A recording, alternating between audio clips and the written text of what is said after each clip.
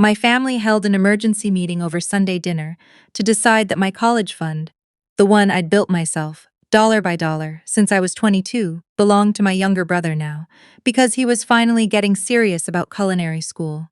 I was 33 weeks pregnant, sitting at the head of a table I'd paid off for them 8 years ago, listening to my father explain why fairness sometimes means giving more to the child who needs it. I didn't raise my voice. I didn't push back my chair. I set down my water glass, looked at my mother, and said, "Okay, I'll sign it over tomorrow." The relief on their faces lasted exactly as long as it took me to finish my sentence. Because what none of them knew, what none of them had bothered to ask in 11 years, was that the fund didn't exist anymore. Before I tell you what I actually did with that money, and what happened when my father tried to walk into the house he thought was still his, tell me where you're watching from tonight. And if you've ever had family try to vote on your life like it was theirs to decide, you already know exactly how this story goes. I grew up in a house in Cedar Rapids that smelled like my mother's lemon polish and felt, most days, like an audition I kept failing. My parents, Walter and Diane, no, I'm not doing that. Let me just tell it the way it happened. My parents ran our house the way some people run a small business with bad accounting, enthusiastically, and without much attention to who was actually generating the revenue. My father sold insurance for 30 years and believed, with total sincerity, that hard work was a personality trait some people simply had and others didn't. My mother taught third grade and believed, with equal sincerity, that her younger son could do no wrong, because he had her eyes and her laugh and the particular gift of making a room feel warmer just by being loud in it. I have one sibling. His name is Bennett. And he's 29, 4 years younger than me, and for as long as I can remember he has been the family's designated golden retriever. Beloved, forgiven, never housebroken. Bennett dropped out of state school twice. Bennett borrowed $11,000 from our parents for a food truck that lasted 4 months.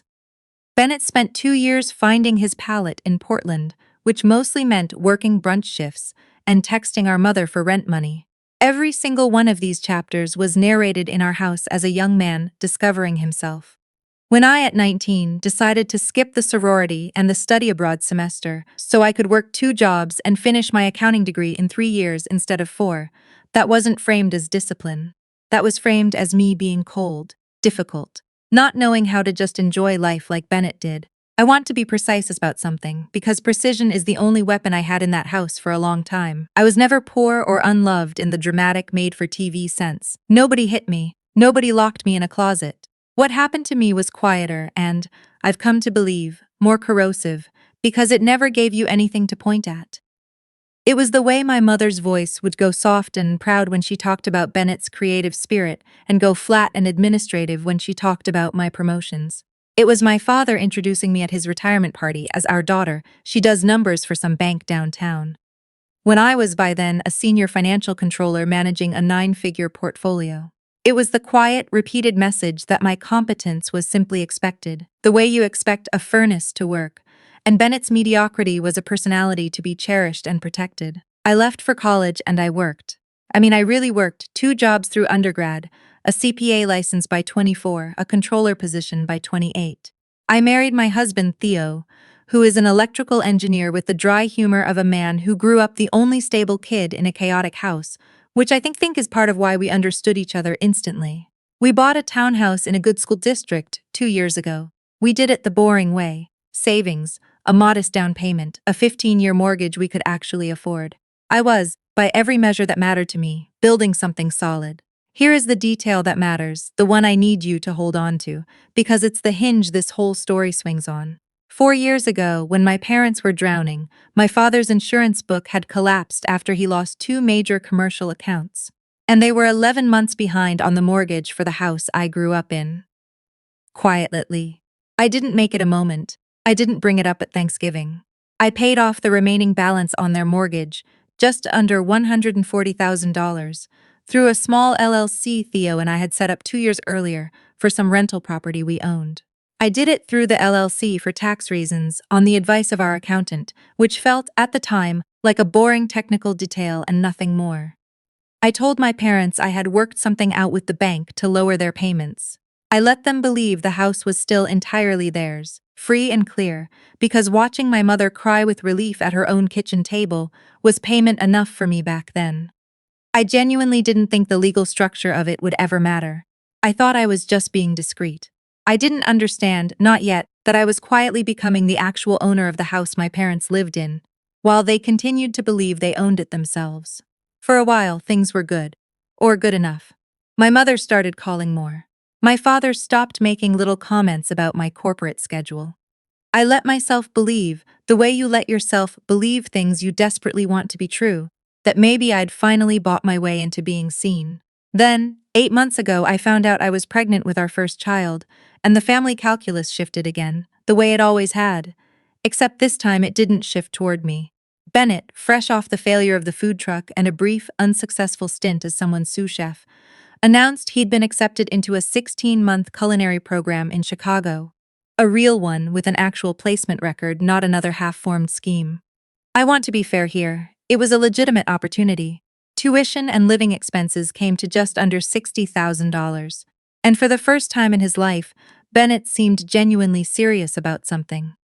My mother called me on a Tuesday in March, her voice doing the thing it does when she's already decided something and just needs me to agree with it. "Your brother has a real chance here," she said. "A real one. And we think, as a family, everyone should help." I asked what that meant exactly.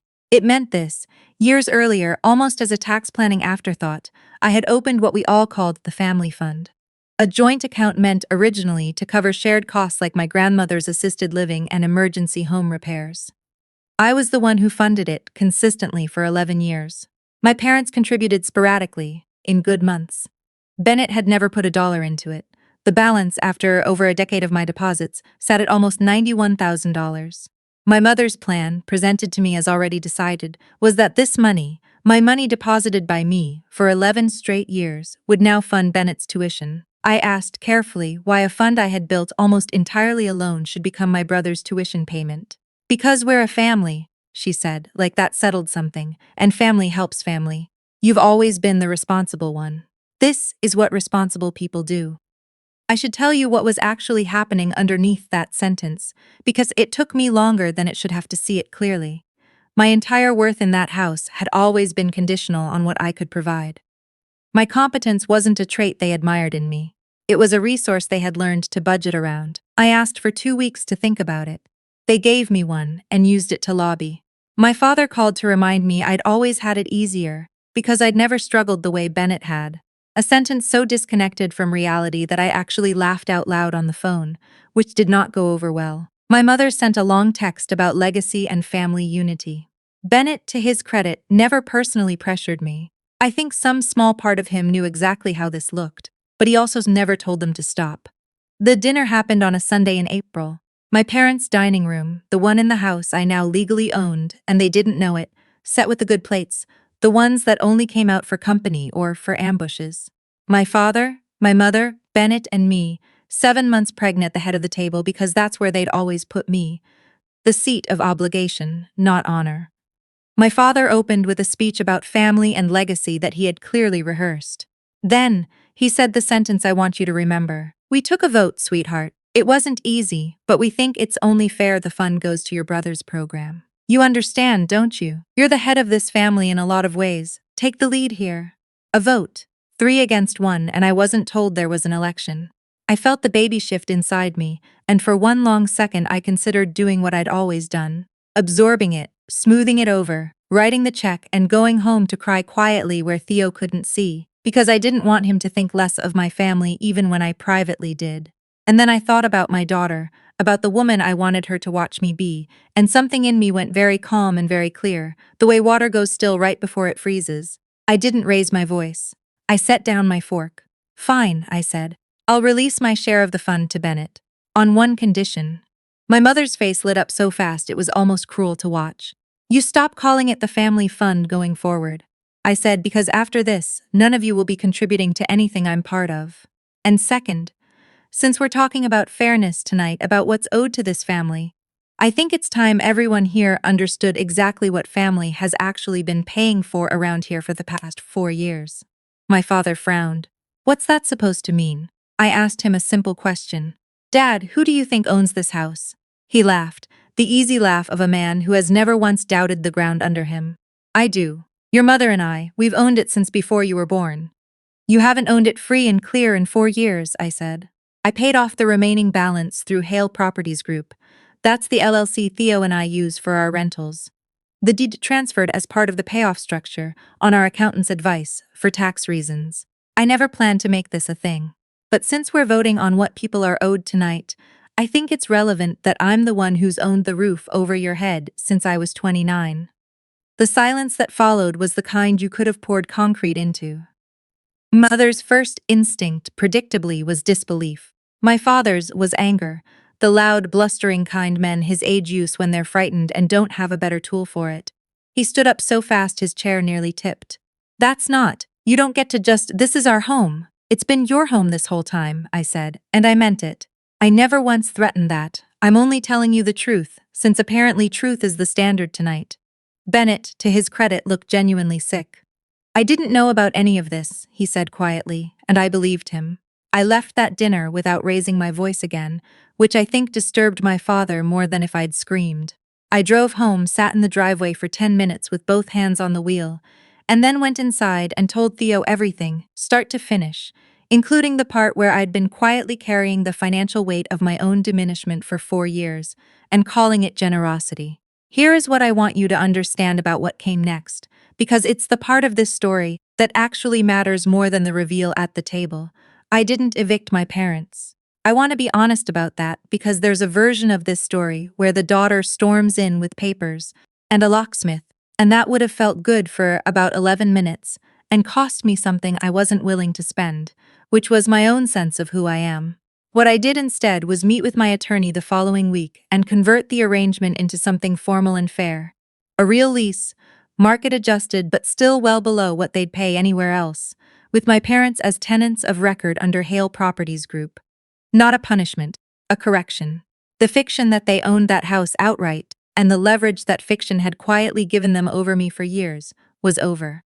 The house was mine. The decisions about it, finally, were mine too. I did release a portion of the family fund to Bennett, not because they voted on it, but because I chose to, after he called me 3 days later, on his own, and said the sentence none of my parents had ever managed. I'm sorry. I didn't earn any of that money, and it wasn't right for me to take it. I covered half his tuition, the other half he's financing himself, which I think is the first fully adult financial decision he's ever made, and I'm prouder of that than I expected to be. My parents took almost 2 months to call me again. When my mother finally did, she didn't apologize so much as renegotiate, in that careful, sideways way she has, asking whether the new lease terms were really necessary between family. I told her they were necessary precisely because we were family, and family shouldn't require one person to carry everyone silently and get voted out of her own fairness for the privilege. My daughter Iris is 4 months old now. I think about her constantly when I think about that dinner table, about the seat they always put me in. I don't want her to grow up believing that love is a budget line, that competence is a tax you pay for belonging, that being the responsible one means you forfeit the right to be protected too. I want her to know that you can hold a door open for your family without handing them the keys to your whole house, figuratively, and in my case, very literally. My parents still live in that house.